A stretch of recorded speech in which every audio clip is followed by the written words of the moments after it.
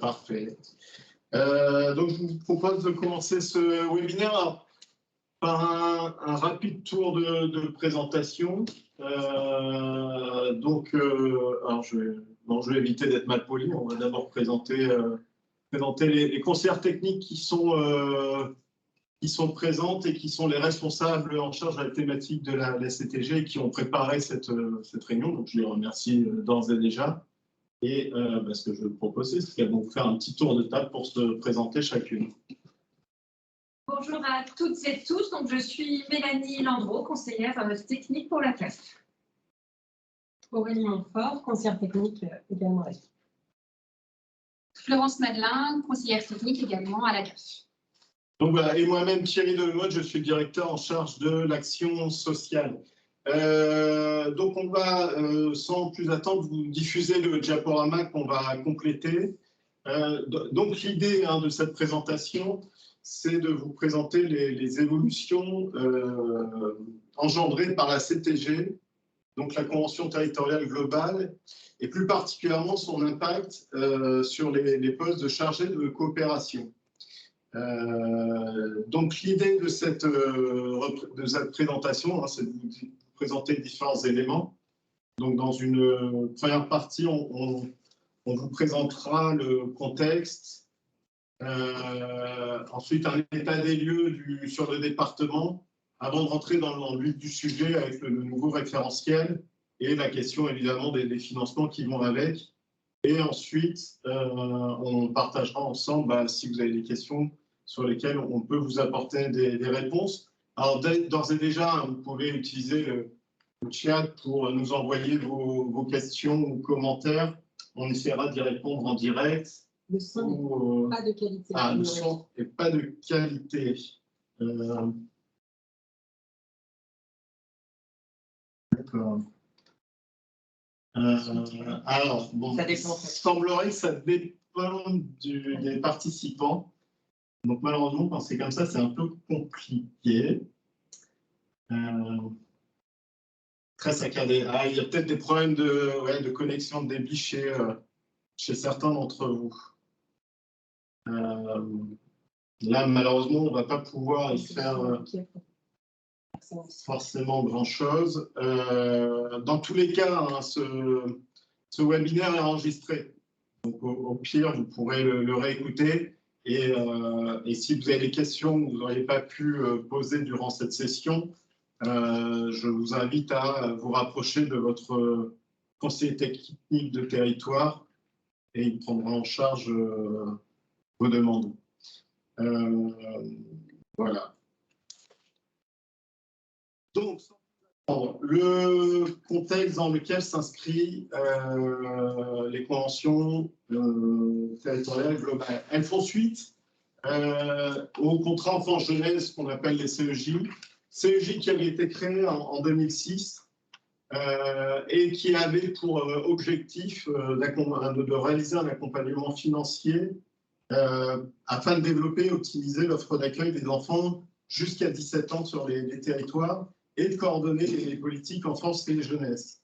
Alors c'est un dispositif qui était majeur pour la branche famille, qui a vécu longtemps, mais qui a rencontré des aléas, notamment avec les différentes mesures réglementaires et les évolutions qui ont été connues notamment, je pense, sur les rythmes scolaires, et qui a eu un impact important. Le dispositif a été jugé il y a quelques années comme étant devenu trop peu lisible, trop complexe, trop lourd administrativement. Notamment, c'est un dispositif où, en termes d'accompagnement financier, c'est basé sur le nombre d'heures réalisées, ce qui a peu de lisibilité sur les fonds à venir durant une année. Donc, il y a eu un travail de réflexion qui a été mené au niveau de notre caisse nationale et qui a abouti à la création des conventions territoriales globales. Conventions qui sont apparues avec notre nouvelle COG, donc notre convention d'objectifs et de gestion, qui est signée entre notre caisse nationale et l'État et qui définit la feuille de route de l'ensemble des CAF sur le territoire en termes de stratégie à déployer. Les conventions donc, territoriales globales sont apparues en 2020 et c'est à la même année où justement il a pu être possible de pouvoir contractualiser de nouveaux CEJ ou de les prolonger. Les conventions territoriales globales, hein, pour rappeler l'ambition qu'il y a derrière, il y a vraiment une visée stratégique et avec deux principaux objectifs. Le premier, c'était de revivifier le cadre politique entre les CAF et les collectivités locales en élargissant l'ensemble des dimensions qui sont embrassées par les politiques familiales portées par les CAF et qui sont en commun avec celles des collectivités. L'autre élément, c'était aussi d'élargir la dimension des conventions, c'est-à-dire que les contrats étaient très, dans leur majorité, signés directement avec les communes, et là, c'est d'atteindre une échelle un peu plus grande, un peu mieux dimensionnée pour atteindre une taille critique suffisante, à la fois pour avoir une masse critique d'usagers pris en compte, mais aussi un périmètre géographique correspondant aux réalités de vie des habitants. Donc ça, c'est vraiment un des premiers objectifs qui était porté. Et le deuxième, qui est en lien avec les défauts que comportait le CEJ, et qui était le fait d'être peu lisible et lourd administrativement. Donc là, des objets, c'est de simplifier le financement qu'emportent les conventions territoriales globales, qui en elles-mêmes sont une convention cadre politique et stratégique, mais qui se décline ensuite par des bonus territoires qui eux-mêmes emportent les leviers financiers. Juste pour faire un petit état des lieux avant de rentrer davantage dans les CTG, au niveau des CEJ, hein, qui portaient en elles-mêmes, afin de les déployer, le financement de postes de coordinateurs, sur le département, ça représente 258 équivalents temps plein financés pour un montant atteignant environ 4 millions d'euros sur le territoire, donc versé par la CAF à l'ensemble des partenaires. On voit, hein, et ce que vous pouvez voir sur la diapositive, que majoritairement, ces ETP sont concentrés sur l'axe jeunesse, et qui est à 207 ETP par rapport à l'axe petite enfance, qui lui regroupe environ 50 ETP, et un financement moyen de 15 000 euros. Donc, comme je vous le disais, il y a cette bascule du CEJ vers la convention territoriale globale et les bonus territoires. La CTG et les bonus territoires, en fait, c'est une réforme. Donc, je vous avais présenté deux objectifs majeurs, mais qui se déclinent en sous-objectifs, et c'est ceux qui vous sont présentés dans cette diapositive. C'est que pour déployer nos politiques familiales sur les thèmes portés par la branche famille, qui sont la petite enfance, l'enfance jeunesse, la parentalité ou encore l'animation de la vie sociale, et bien d'autres comme l'accès aux droits notamment, il y a vraiment l'idée de faire un projet commun entre les collectivités et la CAF, et que ce soit réellement coporté sur les territoires. Ensuite, c'est de simplifier les modalités contractuelles, et notamment ça emporte le versement direct des prestations aux gestionnaires, alors qu'auparavant, les prestations étaient versées aux signataires de la CEJ, qui avaient la charge ensuite de le verser aux associations ou aux autres gestionnaires quand ils ne dépendaient pas directement de la collectivité. Et c'est aussi de financer les services selon un forfait et non plus comme je vous l'expliquais précédemment, quelque chose qui est réalisé en fonction des heures réalisées. Là, on est plus, par exemple, sur les EHJE, sur le nombre de places que comporte le HJE, et pour chaque place, il y a un forfait qui est identifié. Donc, une simplification de la visibilité financière portée par les bonus territoires. Et enfin, c'est cette évolution, et c'est aussi l'objet de cette réunion, c'est l'évolution des postes de coordinateurs qui sont directement impactés par cette évolution, qui, comme je vous le disais, embrasse davantage de domaines et de thématiques. Et ainsi, le poste de coordination se transforme et devient se charger de coopération alors c'est vraiment un changement de sémantique pour marquer le changement d'activité, bien qu'il y ait beaucoup de points communs qui restent entre les deux postes, évidemment.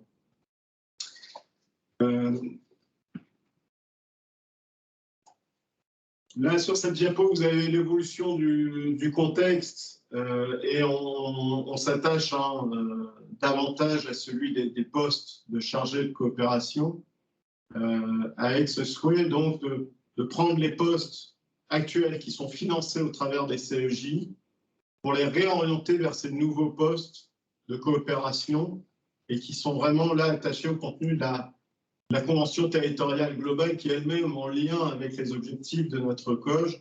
Donc, c'est sur les différents domaines que j'ai cités, que ce soit la petite enfance, jeunesse, etc., mais qui en plus embarque aussi certaines priorités qui nous sont fixées dans notre Convention d'objectifs et de gestion, et plus particulièrement sur le handicap, les familles vulnérables. Donc, c'est l'accessibilité de ce public aux différentes structures et le développement des services comme le numérique en lien avec l'accès au droit.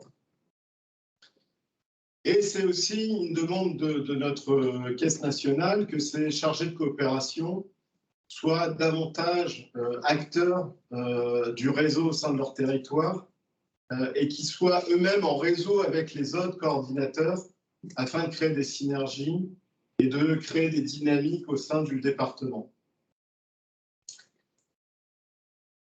Donc voilà pour l'essentiel, les principaux points pour vous expliquer le contexte. Maintenant, si on va de manière plus approfondie sur ces postes de coordinateurs et de leur redéploiement, on constate plusieurs choses.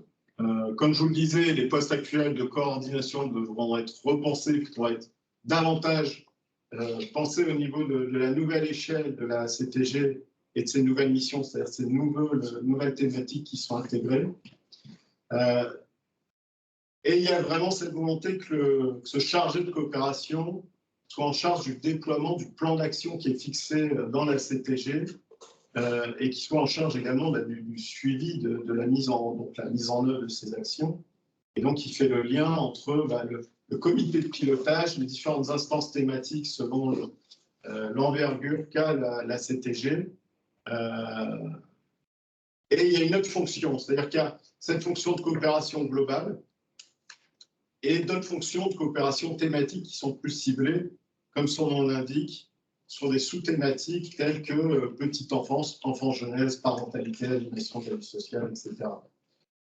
C'est-à-dire que vous avez, pour faire simple, un chargé de coopération globale qui chapeaute le suivi et le déroulement des actions définies dans la CTG au niveau global, qui assure le pilotage, et les chargés de thématiques qui sont, eux, des chargés de mission qui interviennent vraiment sur des thématiques ciblées et qui sont vraiment en charge de certains domaines. Donc, sur la méthodologie d'évolution entre les CEJ et les CTG, il y aura tout un travail qui va se faire au fur et à mesure donc du renouvellement du cadre contractuel, afin de redéployer, comme je vous le disais, les postes de chargés de coopération et que ça soit davantage en lien avec l'animation de la démarche de la CTG. Ensuite, il y a une réelle demande de la part de notre caisse nationale de profiter de cette évolution réglementaire pour mieux réguler le dispositif en renforçant un certain nombre d'attendus, notamment au travers du référentiel d'emploi qui sera lié à ce chargé de coopération, par le biais de réalisation de bilan annuel, c'est-à-dire qu'il nous est demandé de s'assurer que les chargés de coopération puissent démontrer les travaux effectués durant l'année, en tout cas leur réalisation par rapport aux objectifs de la CTG. Et il y a aussi une volonté de réduire les écarts de financement constatés sur le territoire si des disparités sont identifiées. Notre élément, c'est de renforcer l'animation départementale des professionnels, comme vous voyez, cette mise en réseau des chargés de coopération au niveau du département pour créer des synergies et du dynamisme au sein du territoire.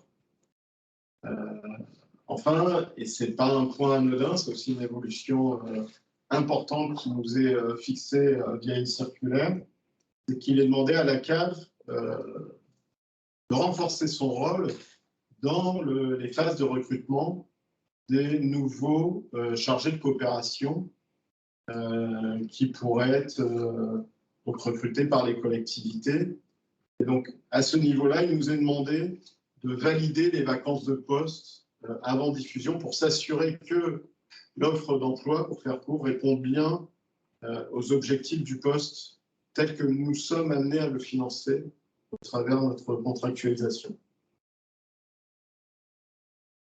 Je vais laisser la parole donc aux conseillers techniques qui vont vous présenter le référentiel emploi, en tout cas les principaux items de ce référentiel, à la fois sur le chargé de coopération CTG global et ensuite sur le chargé de coopération thématique. Donc on est sur un référentiel d'emploi qui est établi par la Caisse nationale d'allocation familiale. Effectivement, on va vous en présenter deux. Donc, un qui, sur chargé de coopération CTG, qui est global, pour des professionnels qui vont vraiment être positionnés sur la mise en œuvre globale de la CTG. Donc là, on s'appuie vraiment sur le référentiel national.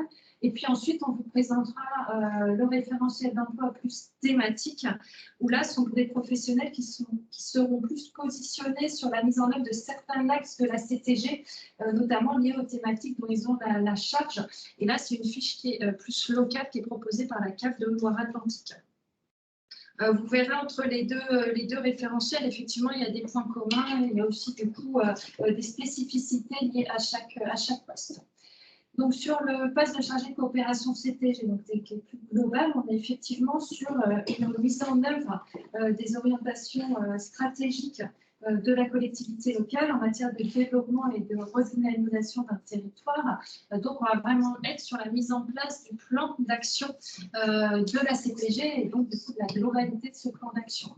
Donc, dans ce cadre-là, le professionnel devra mener plusieurs missions, notamment tout ce qui est autour effectivement du recensement des besoins du territoire par la conduite notamment de diagnostics territoriaux, donc assez globaux ou thématiques s'il y a un besoin à un moment donné d'affiner aussi des besoins sur certaines thématiques. Ensuite, ce professionnel aura aussi un rôle d'assistance et de conseil auprès des élus et des comités de pilotage. De par son expertise, il va aussi pouvoir accompagner la prise de décision, notamment autour de la convention territoriale globale, mais aussi de l'ensemble des politiques menées autour des services publics. Ensuite, il va permettre effectivement aussi d'accompagner la réalisation des objectifs prioritaires du projet de territoire inscrit dans la CTG. Concrètement, effectivement, il va pouvoir accompagner la réalisation du plan d'action, et notamment des actions qui sont inscrites dans le projet de territoire et veiller à ce que les objectifs soient atteints. Ensuite, des choses aussi qu'on voyait déjà dans les postes de coordination, mais qui sont réaffirmées aussi avec les postes de chargé de coopération, de développer et d'animer la contractualisation, les partenariats et les réseaux professionnels. Donc là aussi, dans la contractualisation, on peut entendre celle effectivement avec la CAF et notamment autour de la CTG. Bon, aussi, on peut penser à d'autres contractualisations, on peut penser au PEDT, notamment sur les thématiques jeunesse. Ensuite, il va avoir un rôle qui était peut-être plus ou moins précisé dans les postes de coordination, mais qui va vraiment est réaffirmé, en tout cas dans ce chargé de coopération, c'est de pouvoir organiser et animer la relation avec la population. On en vient aussi à, par la relation avec la population, de pouvoir aussi affiner un certain besoin du territoire et veiller aussi à ce que les services aux familles soient en adéquation aussi avec ces besoins. Et puis enfin, une part aussi importante, c'est de pouvoir contribuer à l'évaluation des politiques et des actions mises en œuvre, donc dans le cadre de la CTG, mais aussi plus globalement de pouvoir aussi à partir d'indicateurs d'évaluation et d'une évaluation partagée sur le territoire, de pouvoir effectivement voir si les objectifs des politiques et des actions ont été atteints.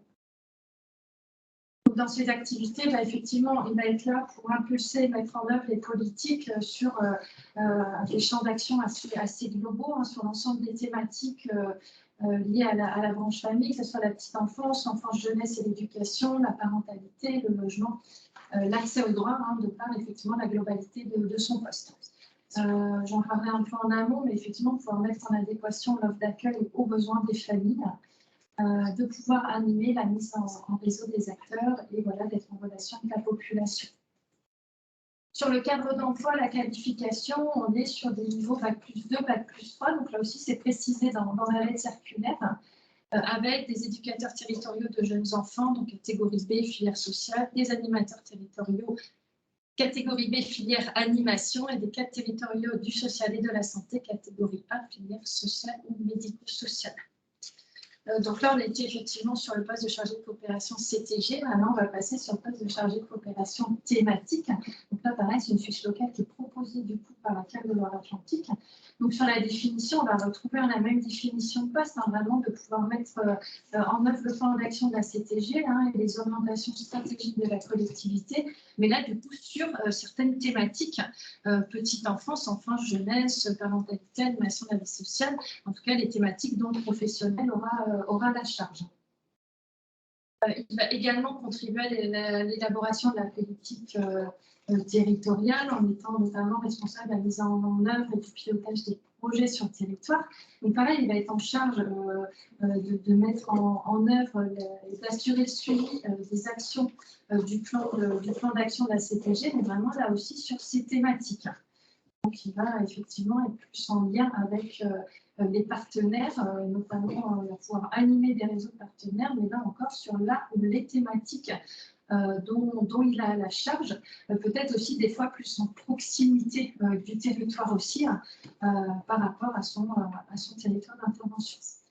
Et puis là aussi, il va contribuer à l'évaluation des actions mises en œuvre, encore une fois, effectivement en lien avec les thématiques dont il a la charge.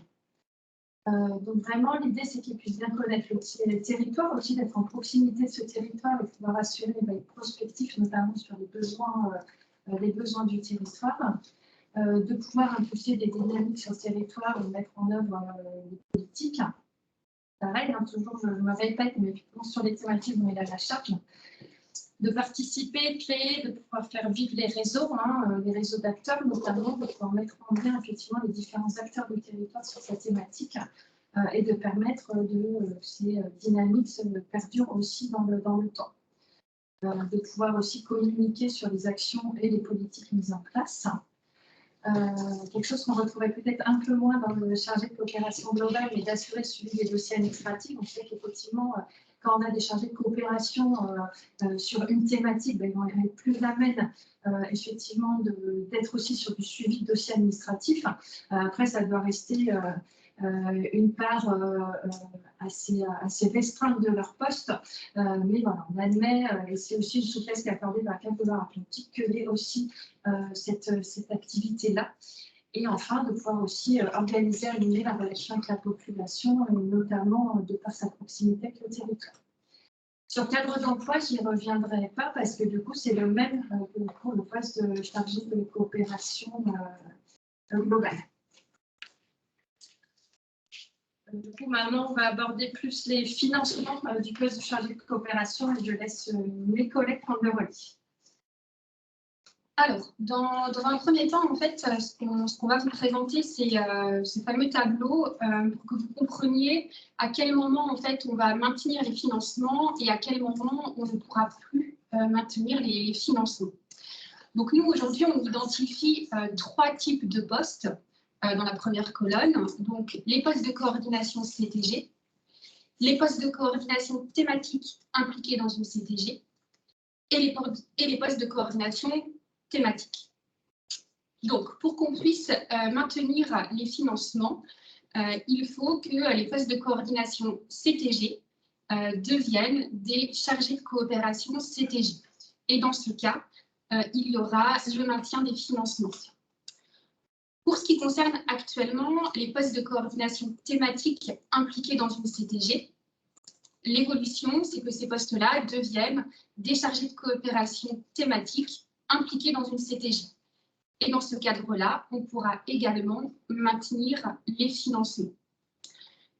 Pour ce qui concerne les postes de coordination uniquement thématiques, il y aura 2 solutions.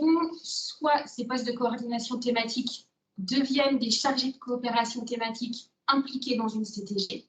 Dans ce cas, il y aura le maintien des financements.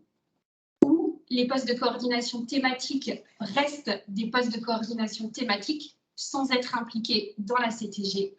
Dans ce cas-là, il n'y aura pas le maintien des financements par la CAF. Ce qu'on voulait vous présenter également, c'est ce qui n'est plus éligible au financement. Donc, bien évidemment, la première chose, c'est de respecter le référentiel d'emploi que vous a présenté tout à l'heure Mélanie. Donc, soit le référentiel d'emploi chargé de coopération thématique CTG ou le chargé de coopération thématique impliqué dans une CTG. Ça, c'est le minimum. Et ensuite, il y a des critères qui ne sont plus éligibles, notamment les coordinateurs qui ont uniquement des missions administratives, c'est-à-dire des coordinateurs qui ne sont pas sur le terrain et qui ne sont pas dans la mise en place de projets. Ça n'est plus éligible au financement. Également, les coordinateurs TAP, si sur le territoire est revenu à un rythme scolaire de 4 jours. Dans ces cas-là, ce n'est plus possible de maintenir le financement coordinateur TAP. Les coordinateurs qui sont uniquement sur des missions scolaires, puisque aujourd'hui le scolaire n'est pas notre champ de compétences, donc voilà, des coordinateurs qui ont juste en mission le scolaire, ça n'est pas éligible au financement. Les coordinateurs qui ont des missions qui ne correspondent pas aux compétences du territoire, ça paraît peu probable, mais en tout cas, ce n'est pas éligible au financement. Tout ce qui est coordinateur aussi financé à moins de 0,25 ETP, pareil, on ne pourra pas financer un coordinateur à 0,10 ETP ou à 0,15 ETP, par exemple.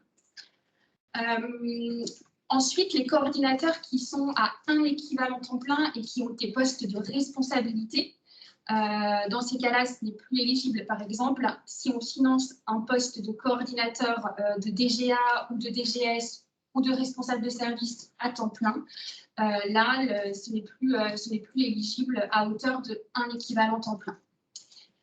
Et enfin, les coordinateurs thématiques qui ne sont pas impliqués dans la CTG ne pourront pas percevoir le financement par la CAF. C'est ce que je vous ai expliqué dans la diapo précédente.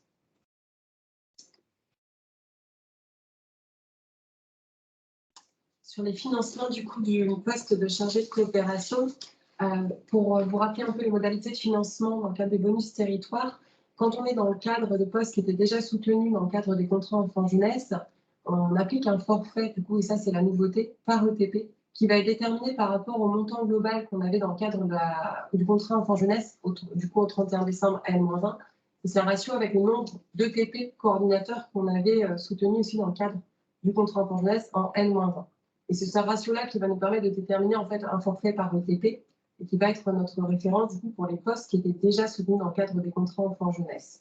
Pour les nouveaux postes, du coup, on est sur l'offre nouvelle, s'applique en fait du coup pour ces nouveaux ETP de chargés de coopération un forfait qui relève du coup d'un nouveau barème qui est national et qui est fixé du coup qui est le même pour tous ces nouveaux postes et qui est fixé du coup en 2021 à 24 000 € par ETP annuel. Pour 2022, on serait sur le même montant de financement. On verra après dans un exemple concret comment en fait ces forfaits sont calculés. Dans le cadre de ces financements et pour les formaliser, il est nécessaire du coup de signer une convention d'objectifs et de financement avec la collectivité, même si ce n'est pas l'employeur. Et le financement va être versé directement à la collectivité. Dans le cadre du coup d'un exemple un petit peu concret, donc là la diapo est effectivement un peu dense, mais ça nous paraissait quand même important de pouvoir vous montrer un exemple concret, et notamment ça va faire le lien avec les questions qu'on voit sur le chat là sur concrètement, et notamment quand on est sur une communauté de communes et que du coup on peut avoir plusieurs postes entre la communauté de communes et les communes.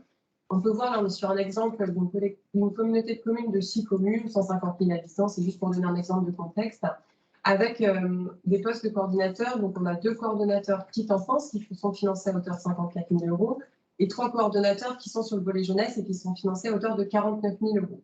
Du coup, ça nous fait 5 ETP, donc 5 postes, 5 ETP. Et le montant par poste, quand on ramène, c'est ce que je vous disais tout à l'heure, le montant de PSEJ, c'est-à-dire le montant de prestation de service qui était versé dans le cadre du contrat enfant-jeunesse, était de 103 000 €. On fait bien ces 103 000 € qu'on avait dans le cadre du contrat, divisé par nos 5 postes. Ça nous donne un montant forfaitaire par poste de 20 600 €. À partir de là, on voit du coup qu'ils sont répartis effectivement entre la petite enfance, donc pour 2 ETP, et 3 ETP qui sont positionnés sur la jeunesse. D'accord ? L'idée, dans le cadre de la Convention territoriale globale et dans le cadre aussi du passage au bonus territoire, c'est vraiment de re-questionner ces postes pour les faire évoluer, pour que ce soit le plus en lien possible, le plus cohérent possible avec les axes de la CTG et en lien du coup aussi nous avec notre convention d'objectifs et de gestion. Donc, par rapport à ça, on voit là, du coup, c'est l'occasion en fait de retravailler ces postes-là. Et lors du passage en fait dans le cadre de chargé de coopération, l'idée, c'est ce qu'on disait tout à l'heure, c'est vraiment d'avoir un chef de file qui est vraiment positionné sur le projet global, qui est en charge du pilotage de la CTG. Mais après, on peut avoir effectivement des chargés de coopération qui sont aussi sur des thématiques. Et les thématiques, elles sont plus larges, c'est ce qu'on disait tout à l'heure aussi, que petite enfance, enfant, jeunesse. Et là, on peut intégrer aussi donc, la parentalité, l'accès au droit, le logement ou autres, si jamais ces thématiques sont traitées dans le cadre de la Convention territoriale globale. Et dans le cadre de cette réflexion, en tout cas dans l'exemple, on voit qu'en fait, ça se traduit par un redéploiement des postes et une diminution sur le nombre. Il y a eu un recalibrage. Et donc, du coup, là, dans l'exemple, quand un point a été fait entre la CAF et la collectivité, un accord a été trouvé du coup sur 4 postes, donc qui sont financés à hauteur de 20 600 €. Donc, on maintient les financements par poste, le montant forfaitaire reste identique. Et la répartition, par contre, se fait différemment. C'est-à-dire que là, par exemple, on va retrouver 1,75 ETP sur la petite enfance, 1,75 ETP sur l'enfant jeunesse, et on va intégrer en fait du coup une nouvelle répartition avec l'intégration 0,25 ETP sur la parentalité et 0,25 ETP sur la question d'accès au droit, du logement, de l'animation de la vie sociale. Donc on voit vraiment là qu'on a effectivement un redéploiement, ça permet de re-questionner en fait et de repositionner aussi les moyens vraiment en lien avec cette convention territoriale globale. Voilà, on a terminé avec, en tout cas, cette première phase de ce webinaire sur la présentation des évolutions. Ce que je vous propose, c'est de reprendre les questions que vous avez posées. N'hésitez pas à continuer à en poser, en tout cas sur le chat. Oui, il y a deux thématiques que j'ai vu ressortir dans les questions. Il y a celle du rééquilibrage territorial. Alors, pour répondre à cette question, pour le moment, au niveau de notre caisse nationale, c'est resté très flou sur le sujet. La question, c'est de dire, voilà, il y a ce changement de contractuel, il y a ce re-questionnement à se poser, en tout cas, de réflexion sur le rôle des chargés de coopération, est-ce qu'ils répondent bien à la mission qui est portée par les CAF, enfin, en tout cas, qui sont financés. Et l'autre idée, c'est de se dire, attention, si sur les territoires, vous avez des grosses atypies, il est demandé au CAF de vraiment se pencher sur ces situations et de les clarifier. D'ailleurs, si jamais, je prends un exemple très fictif et assez caricatural, mais prenons 2 communes ayant à peu près les mêmes caractéristiques en termes d'emploi, de configuration, d'âge de la population, et que pour autant, il y a un différentiel énorme, très important, du nombre de TP de coordinateurs financés. Et là, on se penchera pour savoir s'il n'y a pas un sureffectif dans l'un ou un sous-effectif dans l'autre situation. Donc, c'est plus cette réflexion à avoir. Mais encore une fois, on n'a pas eu de directive concrète avec une méthodologie très précise pour procéder à ce rééquilibrage. En tout état de cause, ce qui est certain, c'est qu'ils ont dit que ce qui nous est notifié et qui aura tendance à vous rassurer, en tout cas à certains d'entre vous, c'est que les financements actuels accordés dans le cadre des contrats enfance-jeunesse sont maintenus. C'est-à-dire qu'on garde le même niveau de financement. Il n'est pas envisagé à ce stade qu'il y ait une baisse de financement. Et même au-delà, j'irai plus loin, c'est que, et ça permettra de répondre à une autre question qui avait été posée sur la gestion des compétences au sein d'un EPCI. Il est tout à fait possible, et dans la majorité même j'ai envie de dire dans la quasi-totalité, voire la totalité des CPG qui ont été signés sur notre département, il n'y a pas eu de transfert de compétences, à ma connaissance, qui a été fait des communes à l'EPCI. C'est-à-dire qu'on signe la CTG au niveau intercommunal, mais chacun conserve ses compétences communales sur tout ou partie des services aux familles qui sont financés. La CTG, dans ce cadre-là, elle témoigne d'une réflexion commune entre les élus à une échelle plus large. Mais en gros, la CTG permet à ce que chaque collectivité locale concernée s'engage à réfléchir et à co-construire un projet social sur le territoire de l'EPCI, dans le respect des compétences détenues par chacune d'entre elles. Donc, c'est un travail en commun, mais il n'y a pas de délégation de compétences dans ce cadre. Et donc, on peut imaginer que dans le cadre d'une négociation d'une CTG, il y ait des chargés de coopération donc existants, de coordination existants, et que le passage à cette EPCI, justement, puisse justifier que, par contre, au niveau de l'EPCI, il y ait le recrutement d'un chargé de coopération globale qui, lui, aura à charge de gérer l'ensemble du déploiement du plan d'action de la CTG, en tout cas de le suivre. Et chaque commune gardera ses coordinateurs, mais qui sont orientés sur certaines thématiques et ils travailleront en commun ensemble. Après, on avait des questions sur opérez-vous, par exemple, une hiérarchie entre les deux référentiels. Pour nous, il n'y a pas de hiérarchie. Par contre, c'est vrai qu'il est essentiel qu'il y ait un pilote plus global et effectivement, après des personnes qui peuvent être positionnées de manière plus précise sur certaines thématiques. Il y avait aussi les coordonnateurs par commune disparaître au profit d'un chargé de coopération. Là, c'est un peu ce que vous venez de répondre. Pouvez-vous aussi préciser comment réduire les écarts entre le niveau national, enfin si ça se faisait plus au niveau national ou départemental? Donc là, c'est la question à laquelle j'ai tenté de répondre. En tout cas, voilà, on a cette question de voir s'il y a des atypies au niveau de enfin, chaque cadre doit regarder le niveau de son département. Après, je ne sais pas quelle sera la position au niveau de notre caisse nationale. Est-ce qu'elle fera une analyse de l'ensemble des départements en pointant du doigt certaines, là aussi, atypies entre départements? Ça nécessite toute une analyse de leur part aussi socio-économique du territoire français, puisqu'il est normal que la Seine-Saint-Denis n'ait pas les mêmes dotations que la Loire-Atlantique, par exemple. Après, on a plus de demandes aussi par rapport à vraiment, est-ce qu'on doit écrire en fait une fiche de poste qui détaille les nouvelles missions. Le minimum, c'est ce qu'on a dit, c'est bien 0,25 ETP pour les professionnels qui soient soit chargés de coopération thématique ou chargés de coopération en global. Ça rejoint une autre question. Au moment de ces chargés de coopération pour occuper une double mission en prenant 50-50, voilà, donc effectivement, du coup, ça a 0,5 sur la CTG, donc oui, ça c'est possible. Et sur la fiche de poste, c'est ce que vous disiez, Florence, en fait, avec la présentation, où effectivement, à un moment donné, on doit avoir inscrit concrètement cette animation, cette participation, en tout cas à la CTG, qui doit s'inscrire concrètement. Et ça fait lien aussi avec la question un peu de la vérification qu'on a eue sur comment, en gros, quand on va signer, en fait, qu'est-ce qui est nécessaire, quels documents support sont nécessaires dans le cadre de la signature de la convention de financement pour ces postes de chargés de coopération, où effectivement la fiche de poste va faire partie de ce qu'on va regarder en lien avec le conseil technique de territoire qui pourra vous accompagner aussi sur cette question-là.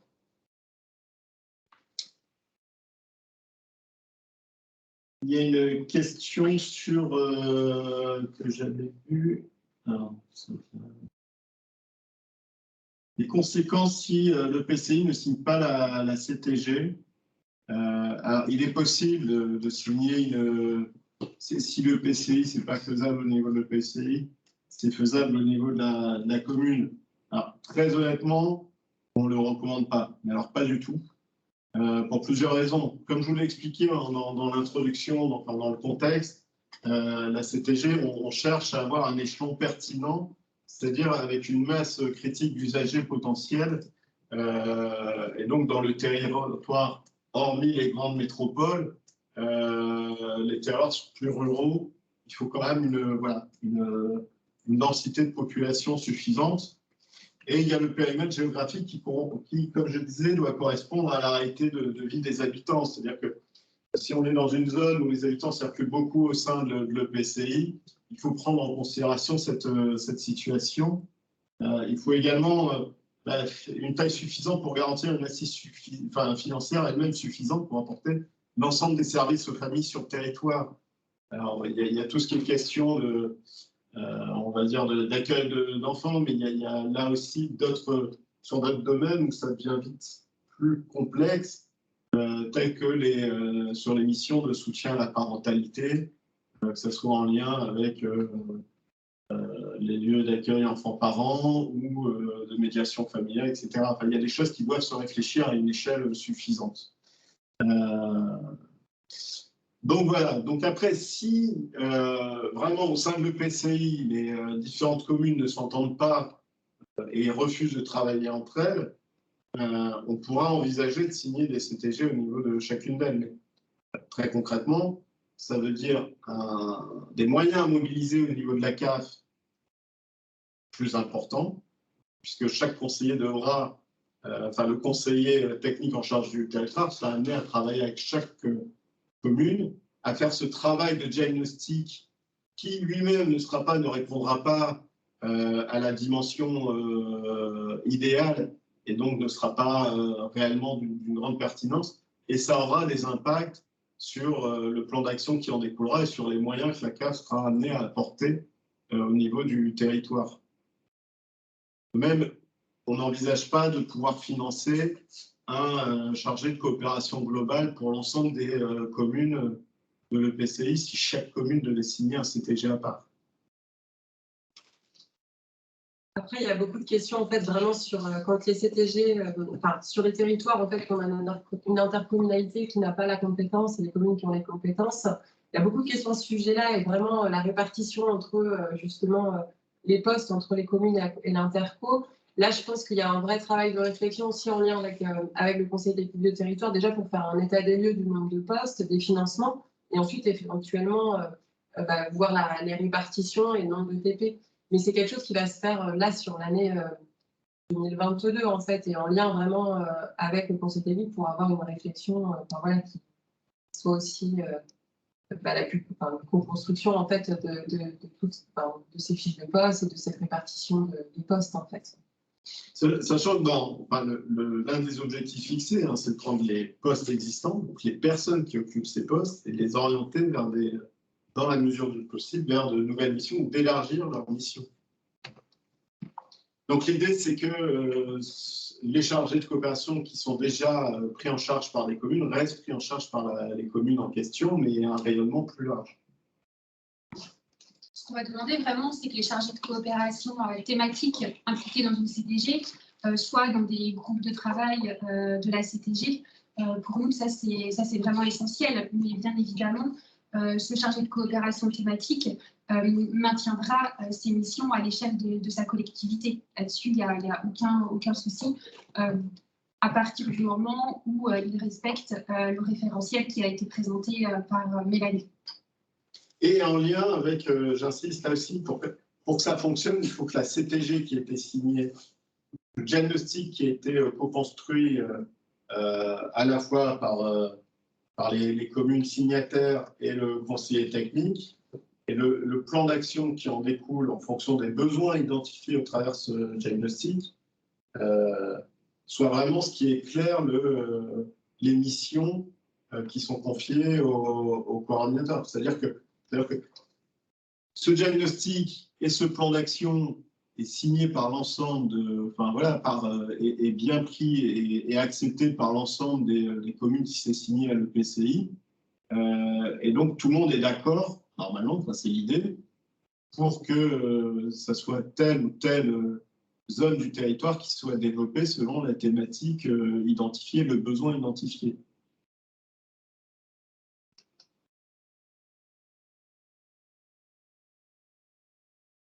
Et du coup, oui, un poste de coordinateur, par exemple, qui n'est pas financé aussi à ce jour dans le cadre d'une CTG, pourrait bénéficier aussi d'un financement s'il y a une évolution du poste vraiment vers un poste aussi de chargé de coopération. En fait. Là-dessus, c'est vraiment des choses qui peuvent se travailler vraiment en lien avec l'état des lieux sur votre territoire.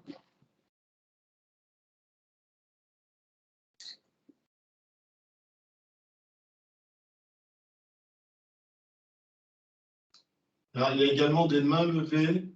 Alors, je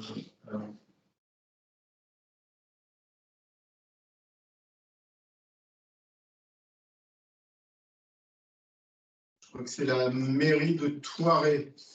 Là, si vous voulez intervenir.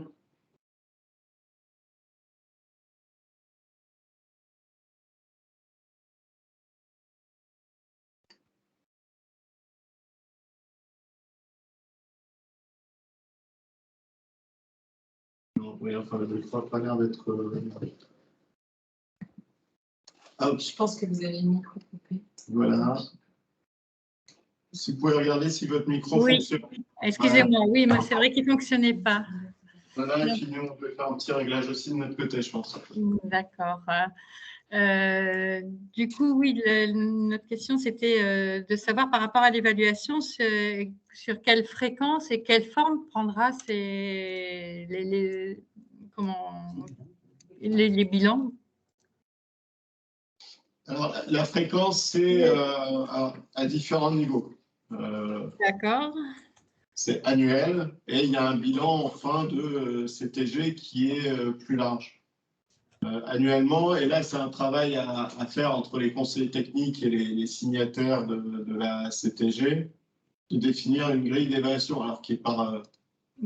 C'est pas de faire une usine à gaz avec une centaine de justificatifs à leur monter, mais c'est plus un diagnostic qui doit être assez rapide des missions qui ont été effectivement réalisées par la personne et de pouvoir démontrer par rapport au plan d'action CTG, encore une fois, sur quel domaine il est intervenu et quelles ont été ses réalisations pour qu'on puisse apprécier effectivement que la personne a bien travaillé sur la CTG.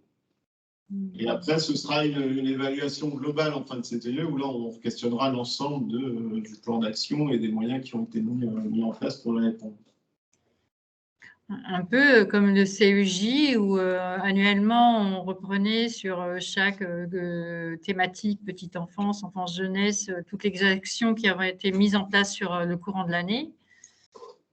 Oui, c'est sur la même logique, effectivement. Sur la même logique, d'accord, avec un bilan global en fin de contrat, d'accord. On a eu la question aussi de la temporalité. Donc, effectivement, il y a toute l'année 2022 pour se mettre en cohérence du coup avec les exigences de la CNAF. Et du coup, pour qu'au 1er janvier 2023, en fait, ce soit bien effectif. Ça fait partie des questions qui reviennent.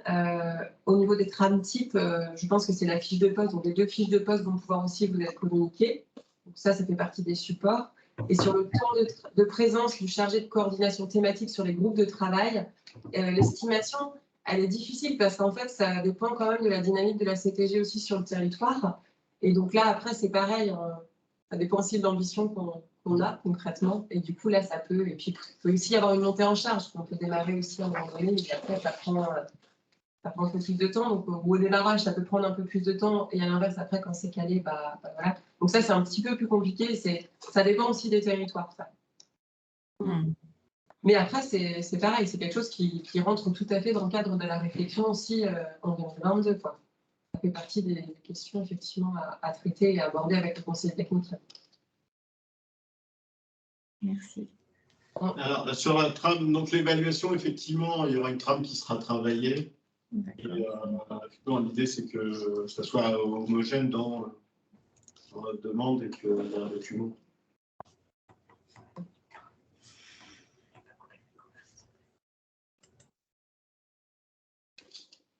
Ah oui, la question, c'était la question de Nosé, c'était relative à la trame posée sur l'évaluation annuelle. Et effectivement, l'évaluation annuelle, c'est l'évaluation de la CTG en fait à la fin de la CTG. Et puis après, chaque année, il y a quand même un temps de bilan avec le conseil technique en fait.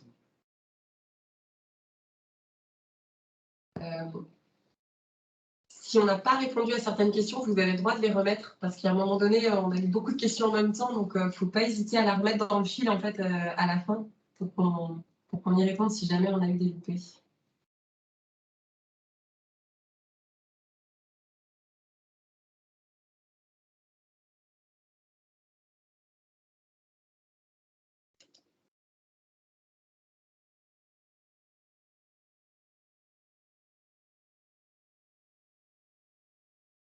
Sur la trame, sur tout ce qui est les questions d'évaluation, c'est des choses qu'on est en train de travailler actuellement pour essayer d'harmoniser du coup en fonction des territoires. Donc après, l'idée c'est qu'au moins à la fin de la CTG, on a un questionnaire un peu type qu'on a expérimenté là avec les premières CTG qui arrivaient à échéance et qui allaient être en renouvellement. Donc voilà, il y aura un questionnaire type et qu'on peut diffuser dès le début finalement, dès la signature de la CTG ou dès la préparation. Et puis après, chaque année sur le bilan, c'est au moins, on va dire, le comité de pilotage qui permet au moins d'avoir des éléments. Et là-dessus, après, pour l'instant, on n'a pas... on est en train de travailler sur un outil, mais voilà, ça restera plus au niveau technique, entre le conseil technique et le référent CTG, des choses, enfin, des points un peu à faire, mais ce qui se fait déjà assez naturellement quand on travaille sur une CTG ensemble. Il y a une question, enfin, c'est pas une question, c'est votre référentiel d'un ETP chiffré à 48 000 €. Oui, mais c'est le plafond des charges de personnel, en fait.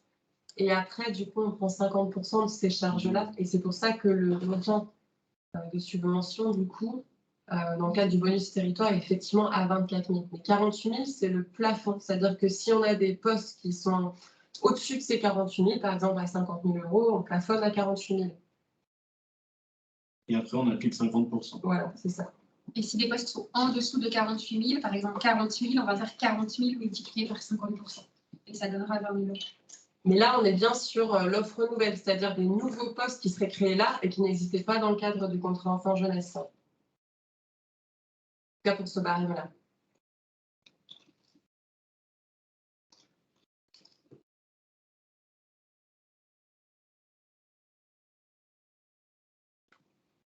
Sur la question, je pense, sur les attachés territoriaux, effectivement, ils n'étaient pas indiqués. Nous, c'était la fiche de poste qu'on nous a transmise nationale. Donc, ça peut faire partie des choses sur lesquelles on peut se renseigner et faire remonter, en tout cas national, parce qu'effectivement, ce n'est pas indiqué. Donc, on va essayer de le faire remonter ça. On n'a pas la réponse en tout cas aujourd'hui.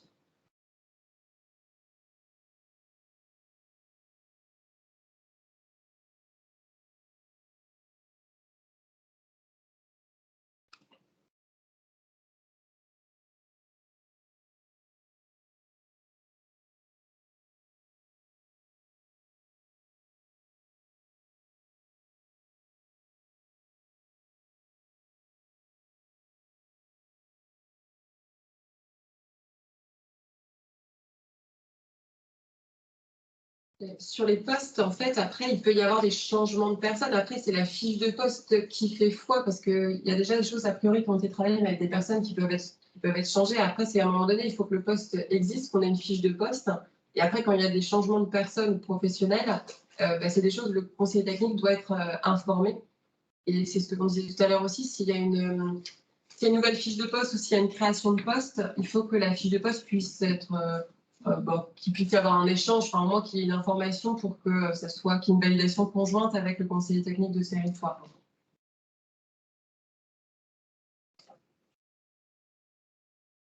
Mais après, ça ne change pas sur la finance. Enfin, un changement de professionnel ne change pas le financement actuel, notamment dans le cadre de ce qu'il y avait dans le cadre des contrats enfants-jeunesse. Par contre, après, ça peut peut-être changer si jamais sur effectivement de l'offre, enfin, c'est-à-dire une création de poste et qu'on a effectivement, par exemple, vous voyez les 48 000 € en plafond, effectivement, si on a des gros écarts de salaire entre les personnes, après au réel, effectivement, en paiement de la prestation, on paiera 50% des charges de personnel. Donc après, s'il y avait des grosses évolutions, peut-être qu'effectivement, il peut y avoir des réajustements.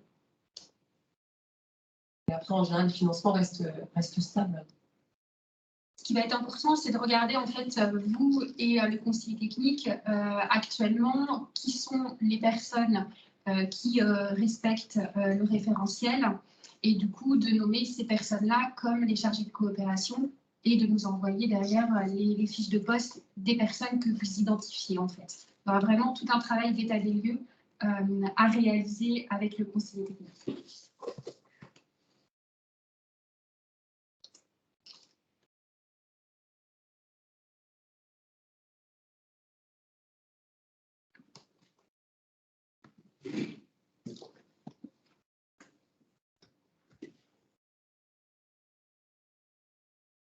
Sur les postes d'animateurs territoriaux et d'attachés territoriaux, c'est des choses qu'on vous reprécisera du coup dans le cadre, on va essayer de revoir ça et pour pouvoir bien intégrer effectivement les différents postes dans le cadre des fiches de poste qu'on va vous transmettre.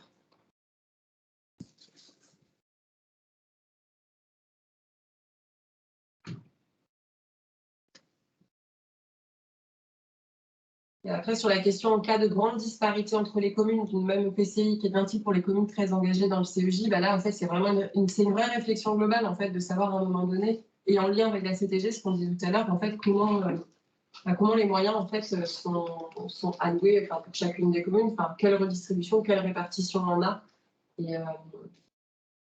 Et l'idée, c'est vraiment d'être au plus proche par rapport aux besoins du territoire, finalement, et aux axes qui ont été inscrits dans la CTG. Donc, ça, il y a des choses, on peut donner les principes aujourd'hui dans cette webinaire, mais après, il y a des choses qui vont vraiment se travailler au cas par cas et par rapport à un état des lieux précis pour chacun des territoires, en fait, et en lien avec votre conseil technique.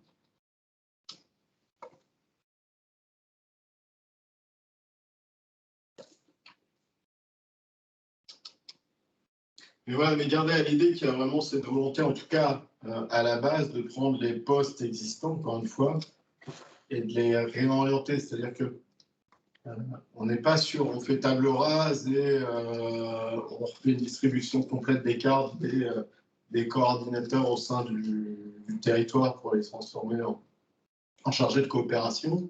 Parce qu'à la base, on garde enfin, à mesure du possible, encore une fois, les postes existants pour faire varier modifier leur mission. Après, il y a cette réflexion, effectivement, c'est vraiment des choses, mais à la marge. Mais l'idée globale, c'est quand même celle-là.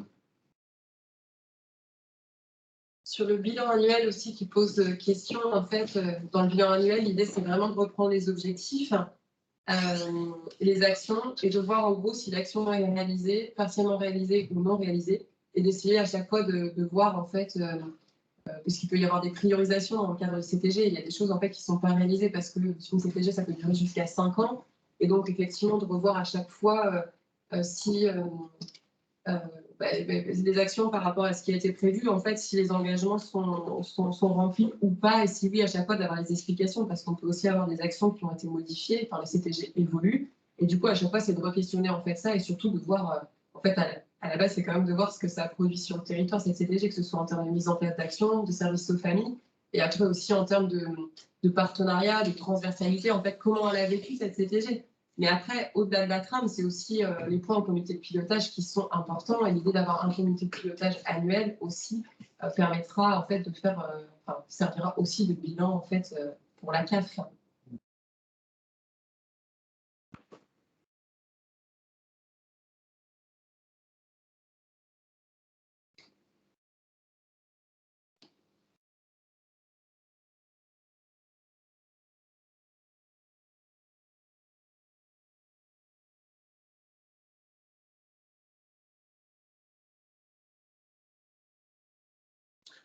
Alors la dernière qui apparaît sur l'écran, donc si CTG peu choisi, les différences entre les collectivités très engagées ou très peu engagées en CEJ vont créer des tensions. Encore une fois, c'est pas certain. Le but, c'est qu'il y ait un diagnostic qui soit, il y a une phase de diagnostic dans le cadre de la CTG.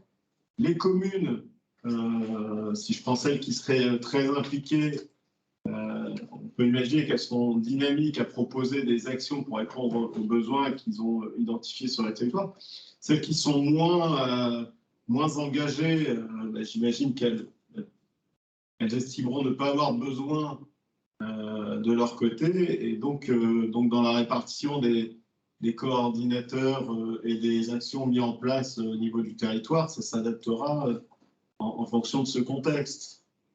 En tout cas, effectivement, une collectivité où le coordonnateur ne participe pas du tout à la mise en œuvre de la CTG, pour nous, en fait, c'est pas possible. Enfin, c'est vraiment important que les coordinateurs qui sont financés par la CAF, derrière, participent à la convention territoriale globale. C'est vraiment un impératif qu'on demande aujourd'hui, que chaque coordonnateur qui devient un chargé de coopération soit impliqué dans les groupes de travail de la CTG.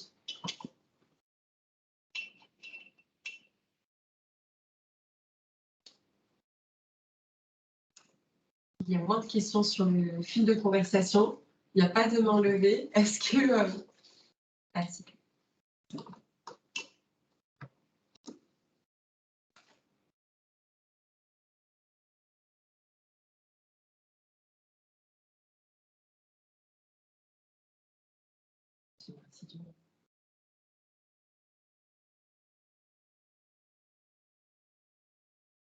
Peut-être Saint-Molf, si vous pouvez, peut-être par oral, qu'on puisse bien répondre, en fait, enfin répondre au mieux à votre question.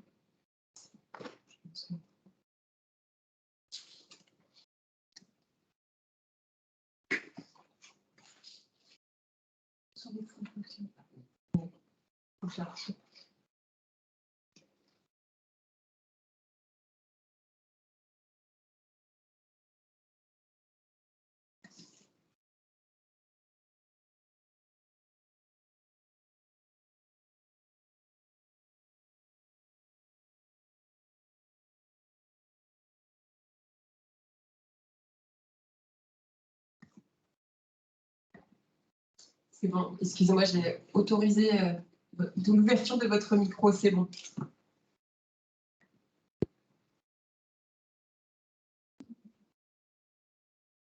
Oui, bonsoir. Vous voulez quoi comme précision sur ma question?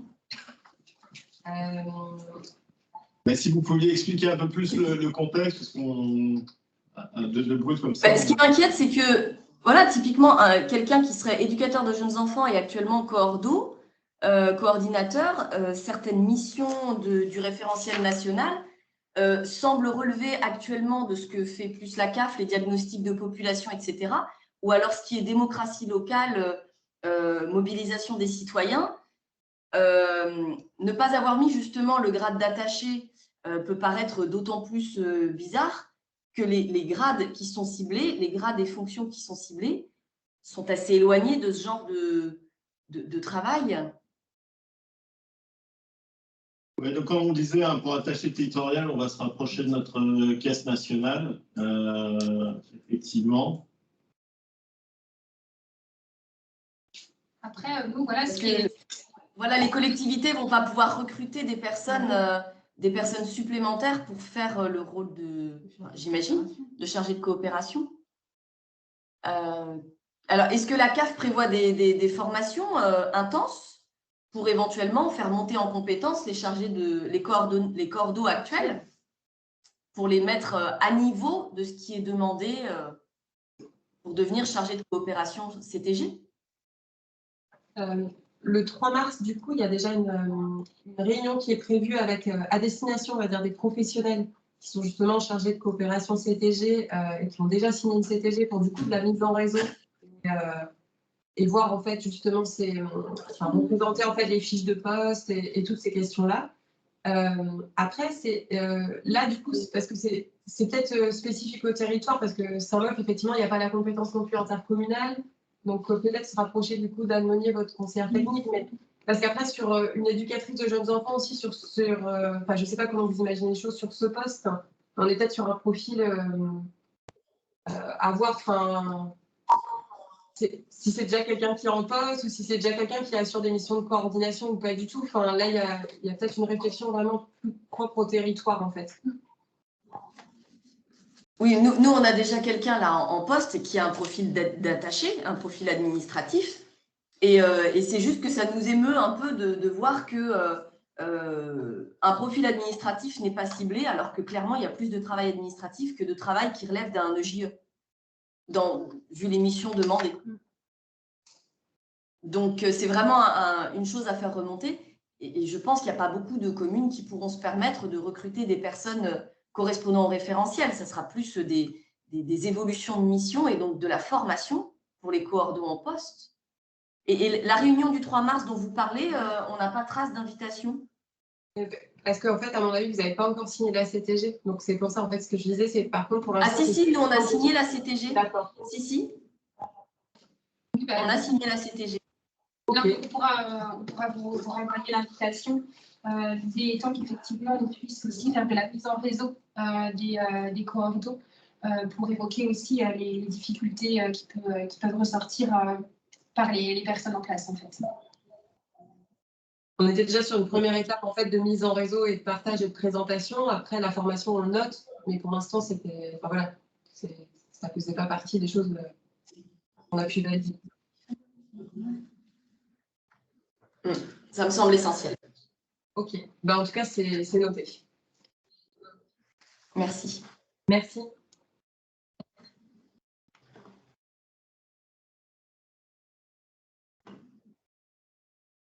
Est-ce qu'il y a d'autres questions ou d'autres mains levées?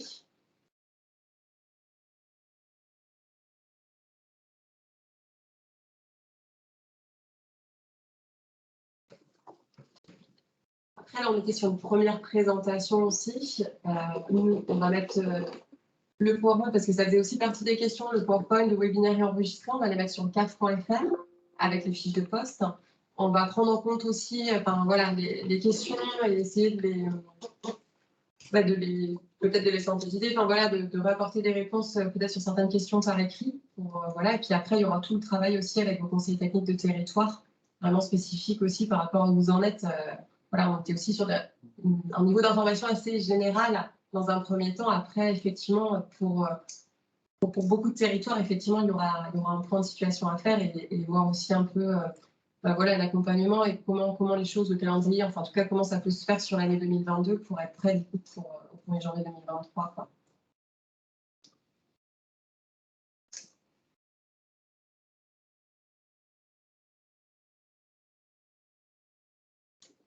Bon, s'il n'y a pas d'autres questions, je vous propose de clôturer ce webinaire. Comme il vous a été précisé et comme vous pouvez le voir sur la diapositive actuelle, encore une fois, n'hésitez pas, et on vous encourage même à vous orienter vers votre conseiller technique pour toute question complémentaire qui vous viendrait à l'esprit ou qui n'aurait pas été abordée. Comme il a été dit, encore une fois, l'idée, c'était de faire un premier niveau d'information aujourd'hui. Ensuite, on peaufinera selon les besoins de chacun. Et nous-mêmes, on va se rapprocher sur quelques points de notre caisse nationale afin de pouvoir avoir davantage d'éléments. En tout cas, merci beaucoup. Je vous souhaite une bonne soirée. Je vous dis à bientôt.